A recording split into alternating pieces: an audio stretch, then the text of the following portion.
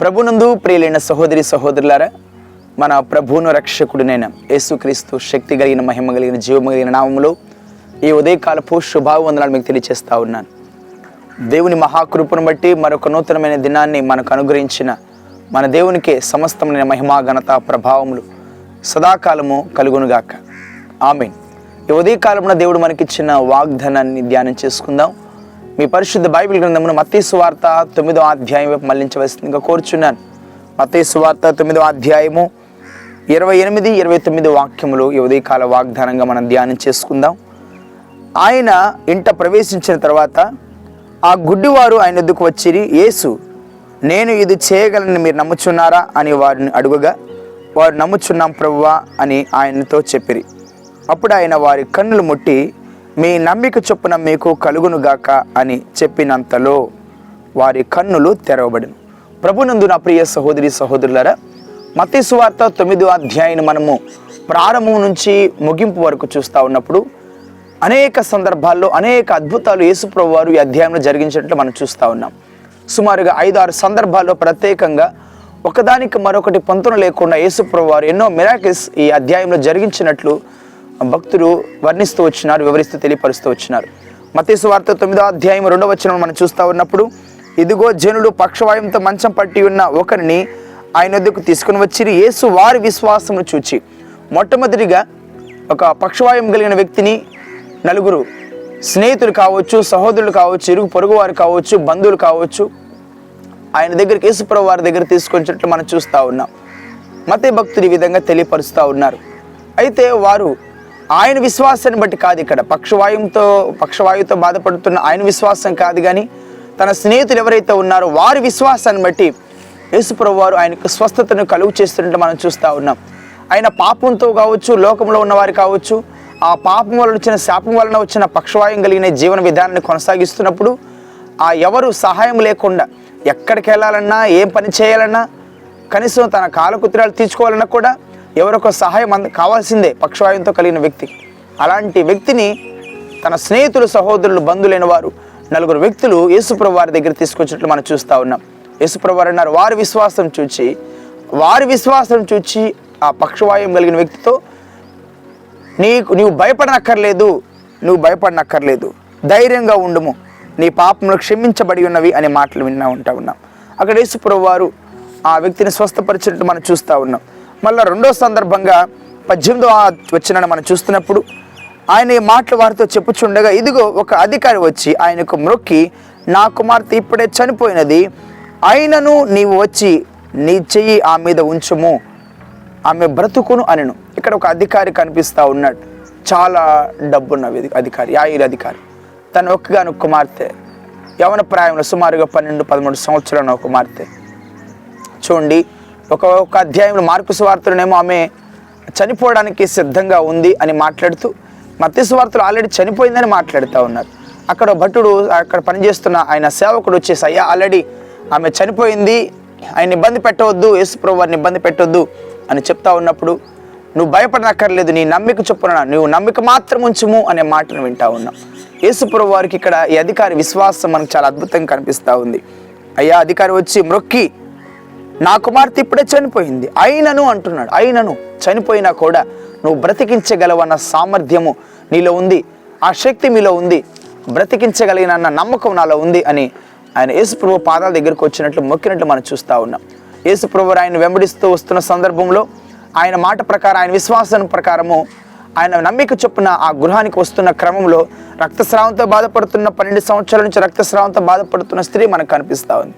ఆమె వచ్చి యేసుప్రభు వస్త్రాలు ముట్టుకోవడము, ఆమె 12 సంవత్సరాలుగా ఆ రక్తస్రావంతో బాధపడుతున్న ఆ బాధ, ఆ వేదన అంతా కూడా నివారణ అవ్వడం మనం చూస్తూ ఉన్నాం. ఒకటి తర్వాత ఒకటి మిరాకిల్స్ కంటిన్యూగా జరుగుతూ వస్తూ ఉన్నాయి. మొట్టమొదటిగా పక్షవాయువుతో కలిగిన వ్యక్తిని బాగుపరిచినట్టు మనం చూస్తూ ఉన్నాం. కొందరు విశ్వాసాన్ని బట్టి, వారి స్నేహితుల విశ్వాసాన్ని బట్టి, వేరొకరి విశ్వాసాన్ని బట్టి ఆయనను బాగుపరిచినట్లు, ఇక్కడ అధికారి విశ్వాసాన్ని బట్టి తన కుమార్తెను యేసుప్రభు వారు తిరిగి లేపడానికి వెళ్ళినట్లు మనం చూస్తూ ఉన్నాం. మరలా రక్తస్రావంతో బాధపడుతున్న స్త్రీ ఆయన వస్త్రపు చెంగులు ముట్టుకున్న చాలనుకుంటా ఉంది. ఎక్కడ చూసినా కూడా విశ్వాసమే మనకు అధికంగా కనిపిస్తూ ఉంది. నమ్మిక మాత్రము ఉంచము అనే మాటను వింటా ఉన్నాం. యేసుప్రభు వారు ఆమెను స్వస్థపరిచిన రక్తస్రావంతో బాధపడుతున్న స్త్రీ, అమ్మ ధైర్యం భయపడనక్కర్లేదు, నీ నమ్మిక చొప్పున నీ కలుగును గాక, ధైర్యంగా వెళ్ళమ్మా, నిశ్చింతగా వెళ్ళని యేసుప్రభువారు ఆమెను బాగుపరిచి స్వస్థపరిచినట్టు మనం చూస్తూ ఉన్నాం. ఈ అధికారి ఇంటికి వచ్చినప్పుడు అందరూ ఏడుస్తూ ఉన్నారు, వాయిద్యాలు ఇచ్చేటోళ్ళు వాయిద్యాలు ఇస్తూ ఉన్నారు, ఎవరి విధానంలో వారు వెళ్ళిపోతూ ఉన్నారు. అంత చనిపోయిన ఇంటి దగ్గర శోకపు విలాపాలు బాగా వినిపిస్తూ ఉన్నాయి, ఆర్తనాదాలు వినిపిస్తూ ఉన్నాయి, వేదనలు వినిపిస్తూ ఉన్నాయి. ఆ సందర్భంలో ప్రభువైన యేసుక్రీస్తు వారు ఇంటికి వచ్చినప్పుడు మీరు ఏడవద్దు, ఎక్కడి నుంచి బయటికి వెళ్ళండి, ఆమె నిద్రపోతుంది, ఎందుకు ఇట్లా చేస్తున్నారు, ఆమె నిద్రిస్తుంది అన్నప్పుడు అపహసించారు, హేళన చేశారు, అవమానపరిచారు. అయినప్పటికీ యేసు ప్రభువు అధికారి విశ్వాసాన్ని బట్టి ఆమె చెయ్యి పట్టుకొని లేపిన వెంటనే ఆమె లేచి మరలా జీవంతో నింపబడినట్లు మనం చూస్తూ ఉన్నాం. నా ప్రియ సహోదరి సహోదరులారా, ఈ స్వస్థతని మిరాకిల్స్ అని చూస్తూ ఉన్నాం. ఇది జరిగిన వెంటనే మరలా ఇద్దరు గుడ్డివారు యేసు ప్రభువు వారు ఒక ఇంటి ప్రవేశించినప్పుడు ఇద్దరు గుడ్డివారు, వారు పుట్టుకతోనే గుడ్డివారై ఉన్నారు. యేసు ప్రభువుని వెంబడించుకుంటూ ఎత్తుకుంటూ ఎంతమంది ఆపడానికి ప్రయత్నాలు చేసినా నెట్టుకుంటూ వెళ్ళిపోయినట్లు మనం చూస్తూ ఉన్నాం. యేసు ప్రభువు వారు అన్నారు, ఇది నా వలన జరుగుతుందని మీరు నమ్ముతున్నారా? కనికరించమయ్యా దావీదు కుమారుడు, నన్ను కనికరించమని కేకలేస్తూ ఉన్నారు. ఇది నా వల్ల అవుతుందని మీరు నమ్ముతున్నారా? ఇది నేను చేయగలని మీరు నమ్ముతున్నారా? అవునయ్యా, మేము నమ్ముతున్నప్పుడు నీ నమ్మిక చొప్పున మీకు కలుగును గాక. ఇద్దరు గుడ్డివారు స్వస్థ పొందుకున్నారు. అప్పటి వరకు చీకట్లో లోకంలో అంధకారంలో ఉన్న వారికి మొట్టమొదటిగా వారు చూసింది యేసుప్రభు వారిని. మొట్టమొదటిసారిగా యేసుప్రభుని చూసినారు, ఇంకా ఆయన్నే వెంబడించారు. ఆయన గొప్ప సాక్షులు నిలబడినట్లు మనం చూస్తూ ఉన్నాం. అక్కడితో ఆగలేదండి, ఇంకా మనం కొంచెం కిందకు వస్తున్నప్పుడు 32వ వచనం చూస్తాం. యేసు ఆయన శిష్యులు వెలుచుండగా కొందరు దెయ్యం పట్టిన ఒక మగవాడిని ఆయన వద్దకు తీసుకుని వచ్చిరి. దెయ్యము వెళ్ళగొట్టిన తర్వాత ఆ మగవాడు మాట్లాడగా జనసమూహం ఆశ్చర్యపడిన ఒక దెయ్యం పట్టిన మగవాడిని యేసుప్రభువు వారు బాగుపరిచినట్టు మనం చూస్తూ ఉన్నాం. అక్కడితో ఆగలేదు చూడండి. అక్కడేమో శిష్యులు వెలుచున్న కొందరు జనసమూహం తీసుకుని వచ్చినారు.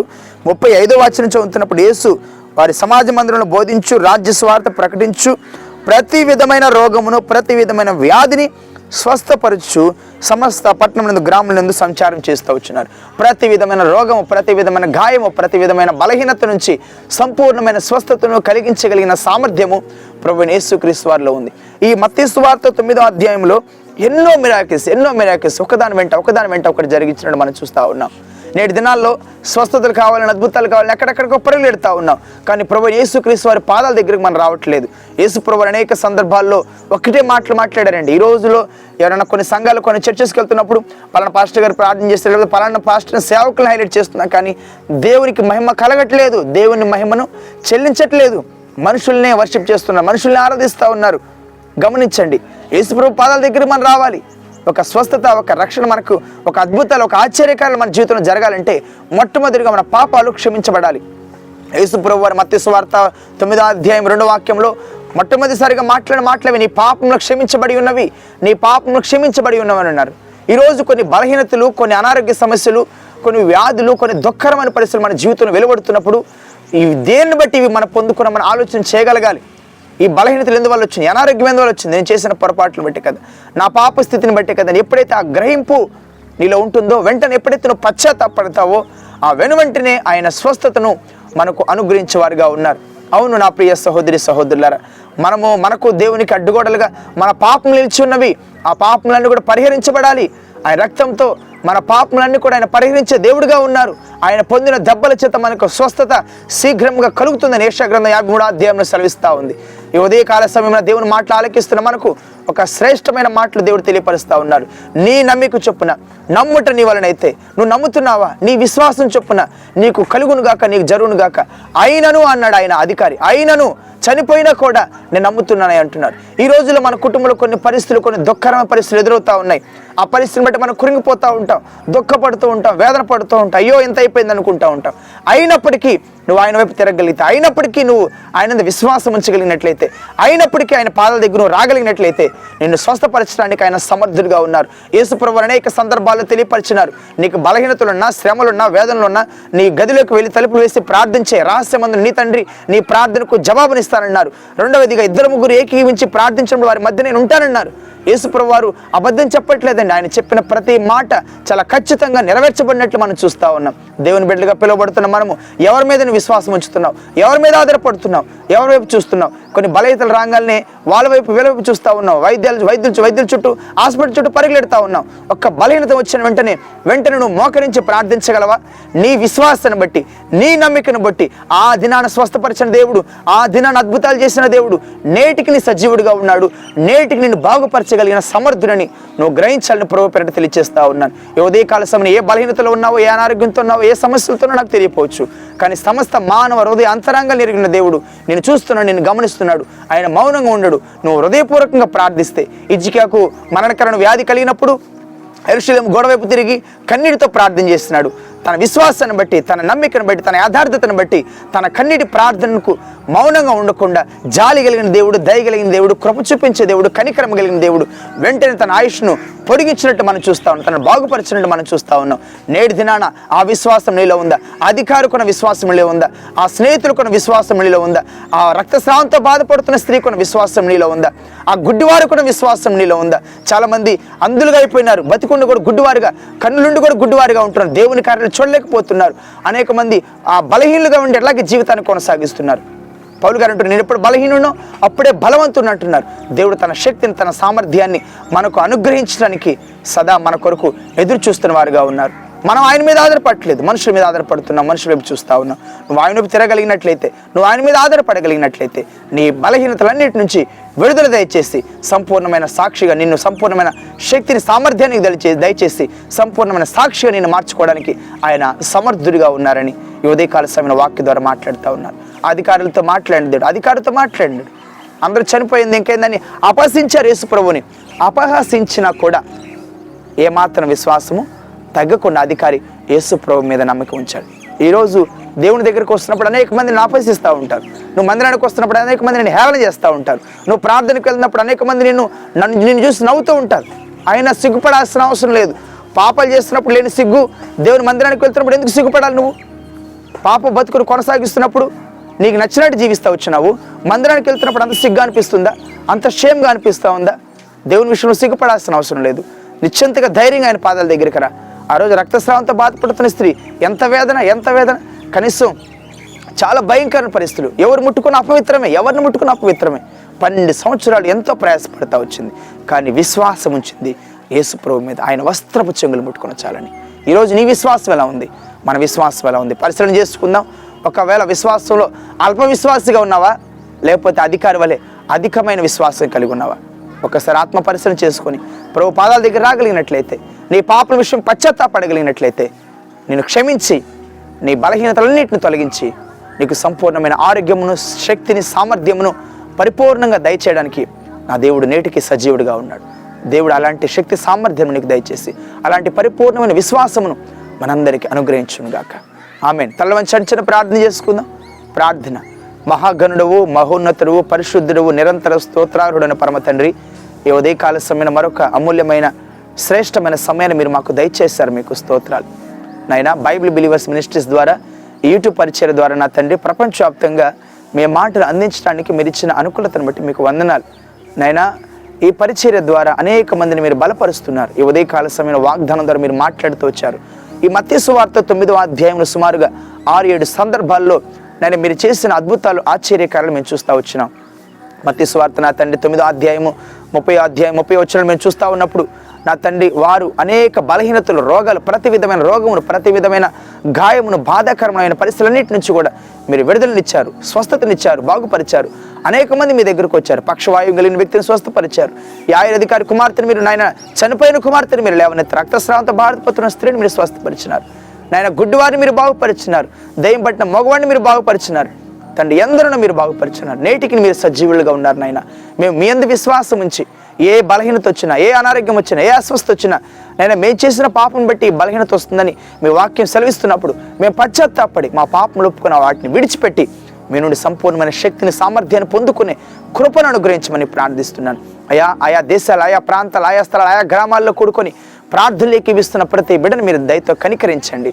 ఒకవేళ మీకు విరుద్ధంగా ఉంటే, మీకు వ్యతిరేకంగా ఉండి ఏ బలహీనతలో ఉన్నారేమో, ఒకవేళ మరణ పడక మీద ఉన్నారేమో, హాస్పిటల్లో ఉన్నారేమో, ఆయన ప్రతి బిడ్డను మీరు దర్శించండి. ఆయన కనికరించి మమ్మల్ని బాగుపరచగలిగిన సమర్థులు మీరేనని, గాయము రేపాడు దాన్ని బాగుపరచేవాడును నేనేనని మీరు వాగ్దానం చేస్తున్నారు కదా. మీ అందే విశ్వాసం ఉంచి ఉండగా సంపూర్ణమైన ఆరోగ్యవంతులుగా మార్చమని నాయన సంపూర్ణమైన నాయన స్వశక్తివంతులుగా మార్చామని, మీకు సాక్షులు నిలబెట్టుకోనమని ఈ పరిచర్యను దీవించి ఆశీర్వదించి వారికి కావాల్సిన, మీ బిడ్డలకు కావాల్సిన ప్రతి అక్కల అవసరతలను తీర్చమని యేసు పరిశుద్ధమైన ఘనమైన శక్తి లేని మహోన్నతమైన నామములో స్తుతించి ప్రార్థించి వేడుకుంటున్నాం తండ్రి. ఆమేన్. మన తండ్రి అయిన దేవుని నుండి, మన ప్రభువును రక్షకుడినైన యేసుక్రీస్తు వారి నుండి కృపయు కనికరమును సమాధానములు సదాకాలము మనందరికీ తోడుగా ఉండి కాపాడునుగాక. ఆమేన్. ప్రభు పేరిట మీ అందరికీ వందనములు. దేవుడు మిమ్మల్ని దీవించి ఆశీర్వదించునుగాక. ఆమేన్.